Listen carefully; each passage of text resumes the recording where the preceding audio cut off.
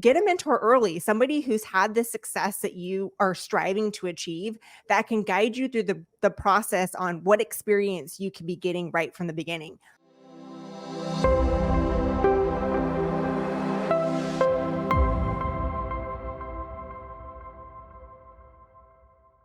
Welcome to Medical Sells You. I'm Dave Sterrett, your host, and today's guest is Danielle Cobo.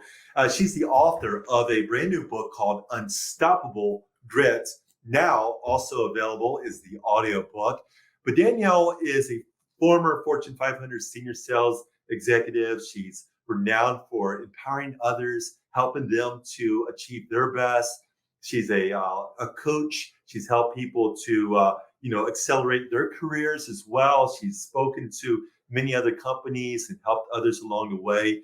And we're excited to talk about this book, Danielle. So welcome to the show. Thank you. I'm excited to be here. Danielle, your book is called Unstoppable Grit. And you kind of open your book. It's kind of eye-opening. It's you went through a whole lot. I mean, it's just the struggle that you experienced, but even not just in 2020, but growing up with your mom. You start with this story here, and you talk about kind of the challenges with your mom, but also there was a lot of good things that you learned from her. There was some grit in her own life. Can you take us back to a little bit of your childhood and in leading up to 2020, some of those experiences that inspired you to write this book? What was that foundation? What was that life journey that inspired you to write Unstoppable Grit? Yeah, so my mom and I had a very beautiful and also a very broken relationship. And it's when I was 2 years old, my mom and my dad divorced, and I saw my mom as somebody who was resilient and driven and motivated.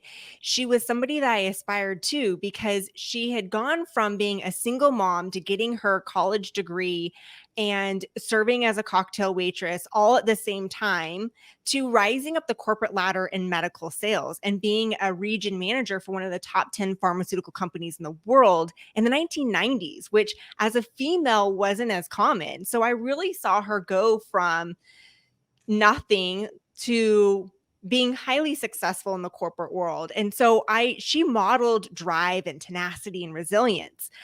That was a beautiful part of my relationship. And I truly believe that some of my resilience comes from her because it's what she modeled for me. We also had a very broken relationship. My mom did suffer from some mental health, and she actually kidnapped me from my dad when I was 2 years old. So my dad went to pick me up one day, and I was missing, and he had no idea where I was. And so I didn't meet my father until I was 15 years old. And that's when really the truth came out about what had happened. And so most of my upbringing, I had thought that my dad had taken off on us, that I wasn't worthy of his love, that he had chosen another family. So there was a lot of abandonment issues that I had growing up. And then I eventually found out the truth. And then I felt resentment towards my mom. And so it was an interesting relationship that I've had with both of them.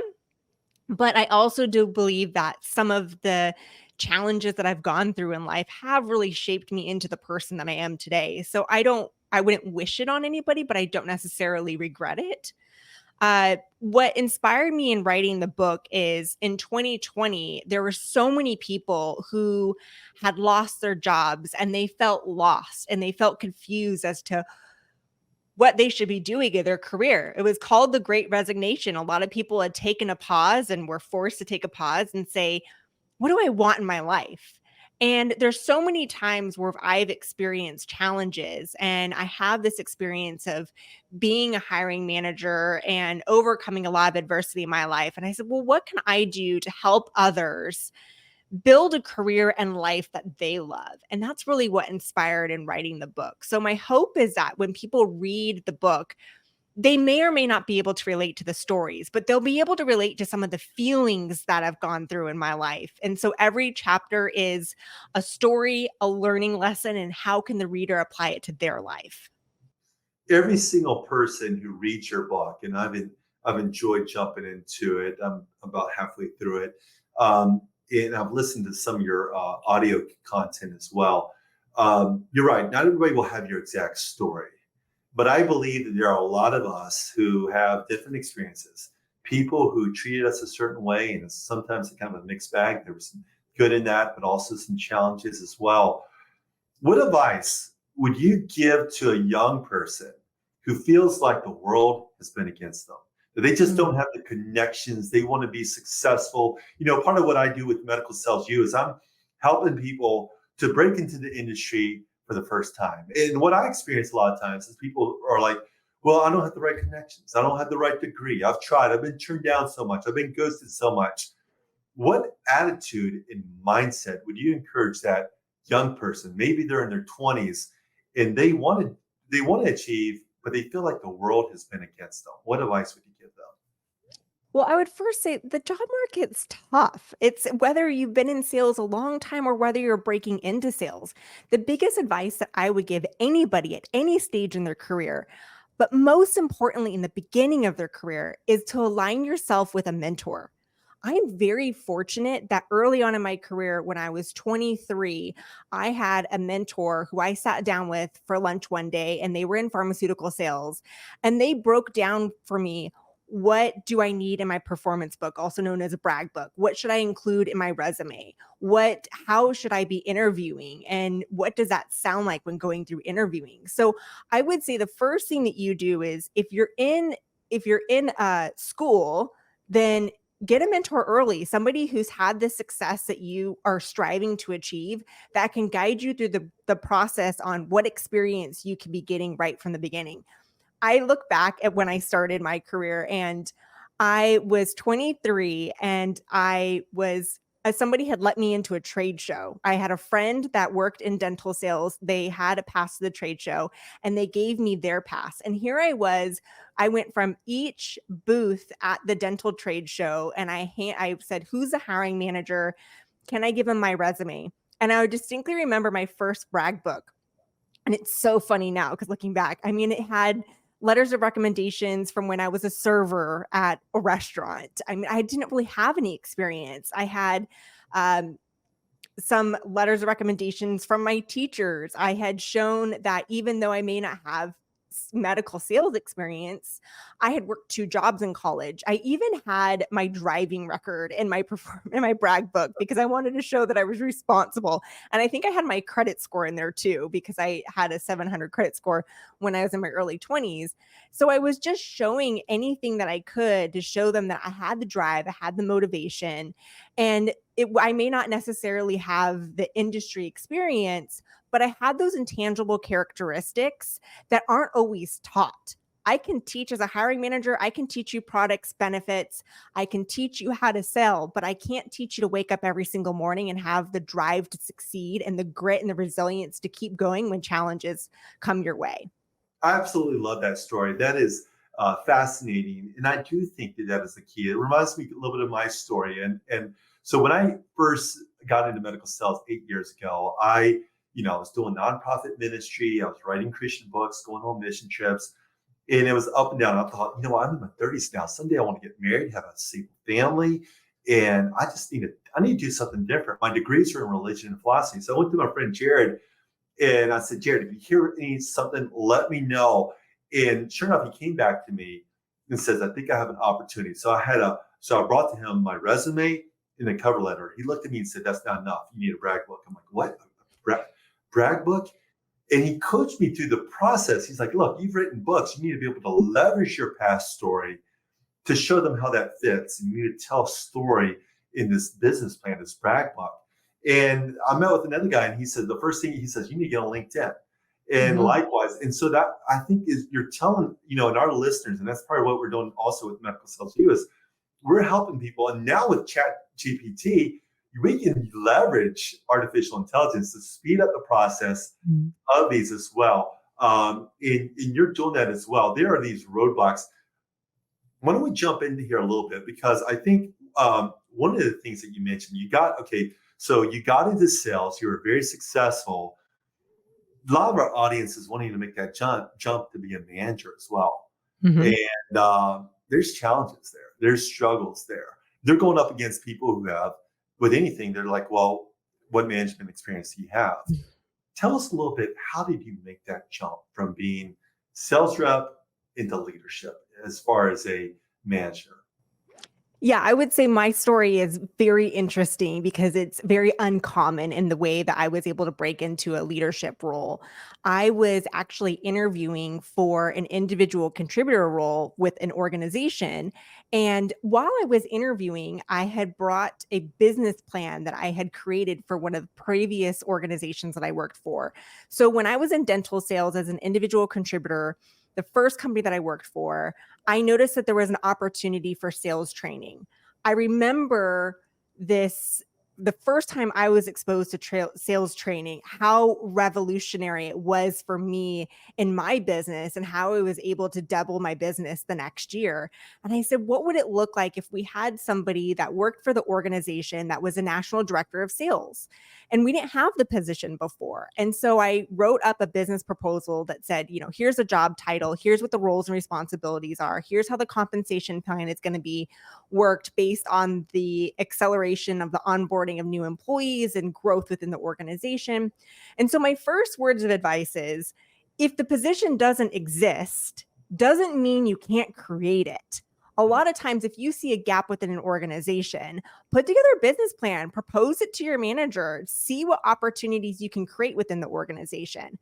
Now, the organization ended up creating the position. However, I was recruited into a new company before they implemented it. So I didn't take that position, but I still had the business plan.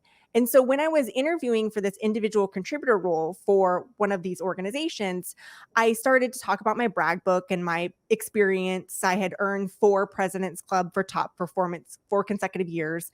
And then I went through this business plan, and she looks at me and she says, this, I've never seen anybody put together a business plan before like this.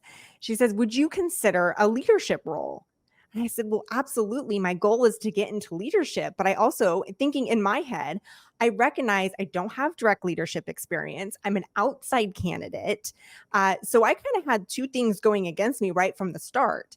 I said, but yeah, I'd be open to interviewing for that position. So the interview was a 3-hour interview with the executive leadership team. It was 6 people on the panel. And I had to present a presentation that would talk about how I would approach taking one of the poorest performing teams in the nation and how I would get them back on track towards being a top performing team. And I was terrified of it. And I remember going into that interview, I reached out to my network. I reached out to people that I knew that were in high level C-suite executive positions, people that were in leadership roles. And I interviewed each of them. And I said, what can I do to best put my best foot forward? How can I best prepare for this interview? And I even read a leadership book. I remember reading it within like 3 days to help Do you me remember prepare what for this book it interview. was? Do you remember the book? Yes, it was Breaking All the Rules, um, oh gosh, by Marcus Buckingham. Okay. Breaking All the Rules. It's like what the first time managers do. And I remember reading that book within a couple days. And between that and all the interviews that I had, I believe I really well prepared myself for that interview. And I ended up getting the job. And I ended up being in that role for a year and took that team to #1 in the nation. Took that team to #1. That is fascinating. That's great. And then from there, tell us about your career. What happened after that position? Yeah, so that's where the journey gets a little interesting, I would say. So I there was a 6-month period where my life had completely shifted upside down, professionally and personally. My husband had just returned home from in 2020, in January 2020, he had just returned home from serving a deployment in Iraq. So while he was deployed in Iraq, our twins were between the ages of 1.5 and 2.5 years old. So when he left, they were drinking out of bottles, they were saying their first words, they were sleeping in a crib. He comes home, they're sleeping in toddler beds, they're formulating complete sentences, and they've got opinions on what they want and don't want. And it was a big transition for us. It was difficult with him being gone because I was the primary caretaker of our children. I was still working for a Fortune 500 company where I had 5 states. So I traveled every single week. And that was a very demanding role. But when he came home, I was a different person and he was a different person, and we had to come together as a united family and start discussing, like, how are we going to parent together? How are we going to reconnect together as a married couple? And right as we started to find our rhythm, March 8th, I lost my mom, and my mom passed away from suicide. And so it really was a devastating experience. And right as I was trying to find a way to cope with the loss of my mother and trying to find out, like, how could somebody be in so much pain that they felt that that was the only way out, a week later, the pandemic hit and the world shut down. So I wasn't even able to plan a funeral, wasn't able to have closure by going and taking care of any of her things. I had to do everything remotely.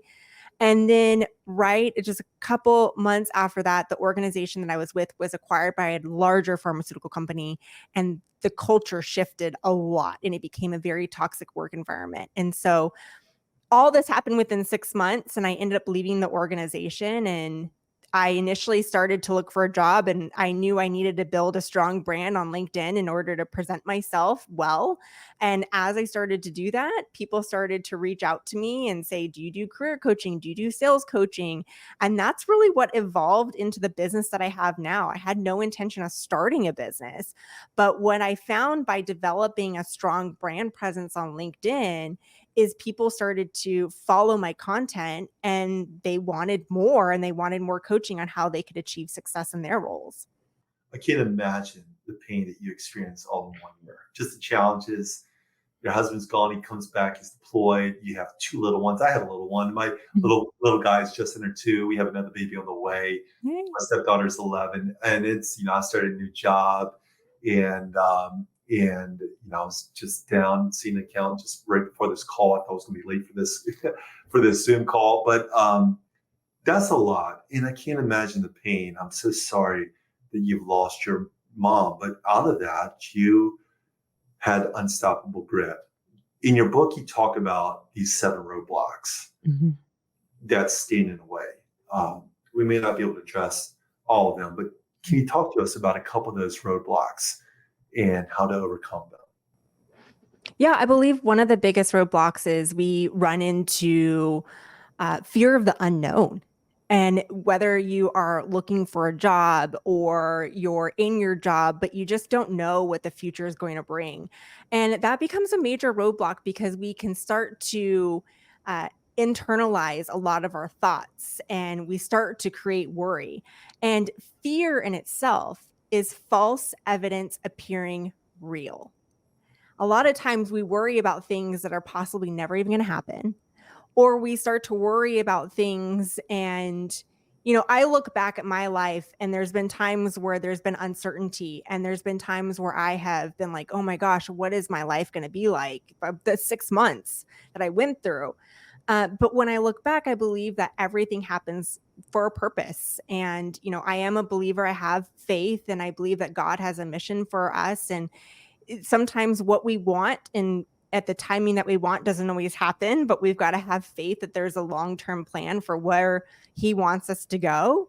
But yeah, fear of the unknown is a big one, both professionally and personally, as one of those roadblocks, and it can be debilitating at times and discouraging at times. So really focusing in on what's in our control helps us overcome that fear of unknown. Wow. When you're in that season and you had a lot of unknowns about your career, a lot of us did in 2020, but you just lost your mom. You started building your own personal brand. You said on LinkedIn, Mhm. that was something that you could control. You didn't know exactly the outcome. If someone is in a similar situation right now, they don't have a job or they're in transition. Maybe they were part of a large pharmaceutical company and they sold half the division. I have people like that reach out to me too. I have people who are unsatisfied with it. What are some tips that you would give about building a personal brand on LinkedIn? Yeah, first and foremost, whether you're looking for a job or not, you want to develop a brand on LinkedIn. Think about LinkedIn as your professional platform for social media. It's kind of like Facebook, but for your professional platform. And when you invest in developing a good brand, then job opportunities are going to be presented to you versus you looking for job opportunities. When I was in dental sales, I wasn't looking for a job, but I had a strong brand presence on LinkedIn, and a recruiter reached out to me. And that's how I transitioned to medical aesthetics. So, but now it's, especially if you're looking for a job, the job market's tough. And one of the number one reasons why is over 80% of jobs are not posted online. So that's one challenge. Number two, each job posting statistically receives over 250 resumes. And then most of the companies are using what's called an automatic tracking system. They're using AI to sift through the resumes. So less than 10% of resumes are actually viewed by human eyes.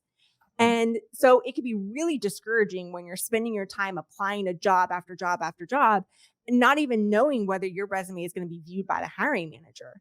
So if you develop a strong brand presence on LinkedIn, job opportunities could possibly come to you with recruiters reaching out to you. Also, you can expand your network with recruiters. You can expand your network with hiring managers. You can start to post and show them. So, for me, when I was seeking a leadership role, I started talking about leadership. And then I started talking about sales, and I started talking about what it's like being a hiring manager and what our hiring managers look for. And then that's when my business started to grow. So if you are seeking a position in sales, start talking about sales, start talking about some of those intangible characteristics that you have, start getting on the radar of some of these hiring managers. When you connect with somebody on LinkedIn and you start posting 30 days, within the 30 days of after connecting with somebody on LinkedIn, your posts will show up in their newsfeed. And so it's a way of getting on the radar of these recruiters and hiring managers.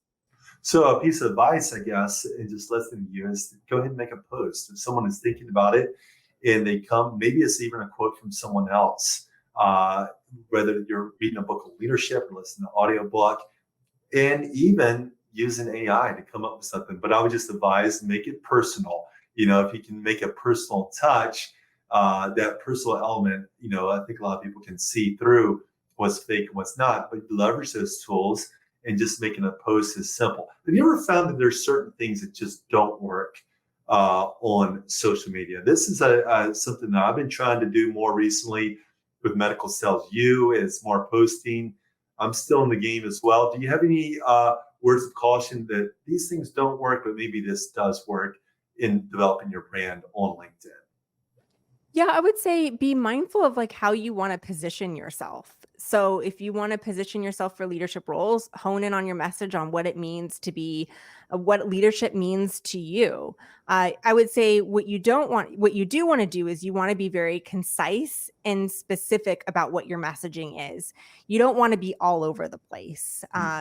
And you want to strategically connect with people in your industry. You don't want to just connect with absolutely everybody, and you want to be highly engaged on LinkedIn. One of the things you don't want to do is just post and then hope that people see your post. No, you want to be commenting. The way that the algorithms work on LinkedIn is you actually get more engagement when you're engaging in meaningful conversations with people. So that's through your inbox, that is by you commenting on other people's posts, by you also posting as well. So the way that LinkedIn works is they've got a LinkedIn social selling index, and it's a way that LinkedIn measures your brand presence.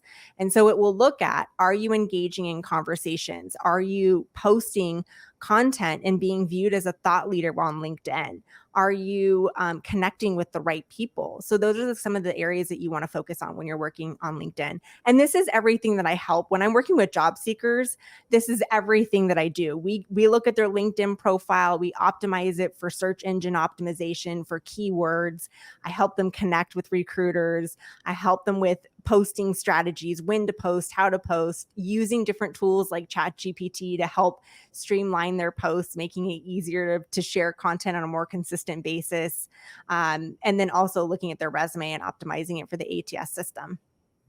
One of the things that you also do is you coach veteran sales reps and leaders and executives who want to break in to do similar to what you're doing as well. Mm-hmm. You're an author, you're a podcast host, you are a consultant. Tell us a little bit about maybe the best ways that people can get in touch with you, but also a little bit about some of you have the book Unstoppable Grit. It's now available. Tell us a little bit about some of your services. Yeah, so I help people either get a job, I help them promote into higher roles, or I help them increase their sales. So a lot of people that I've worked with, they've been in sales for a long time, but for whatever reason, they haven't been able to hit that President's Club. And so I'll work with them over a 6 month, 1 year time frame, and we will really buckle down and strategize some different ways that they can achieve President's Club. Like I said, I've earned President's Club 4 consecutive years. I've led a team to number one. So I know what it takes strategically, tactically, but also the mindset to get into that right place so that you can achieve and the accountability to have somebody help you through that process. And then most recently, I've had a lot of people reach out to me and they say, okay, you know what? I've enjoyed my career in sales, but I'm ready to transition and maybe do my own thing. So I've been doing a lot of business coaching as well. That's excellent. Well, thank you. We really enjoyed the insights. I think you've given a lot of information that will be good for the person just starting out, the person who wants to get promoted, the person who wants to take their sales game to the next level. Danielle, thank you so much. Listeners, the book is called Unstoppable Grit. We really appreciate you joining our show. Thank you.